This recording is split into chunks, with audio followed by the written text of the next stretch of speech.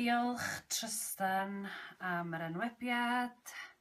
Dwi ddim yn edrych ymlaen am y slepjan, ond dwi yn edrych ymlaen i fynd i weld sioe yr alslas bach a mawr mewn chydig o wsnosau.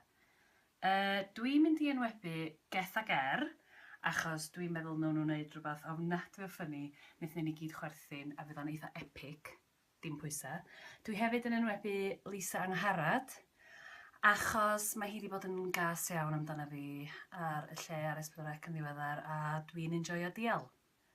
A dwi hefyd yn mynd i enwebu Rihanna, achos Riri, we know you're crazy, you love the slepjan and stuff, bydd hi'n gêm.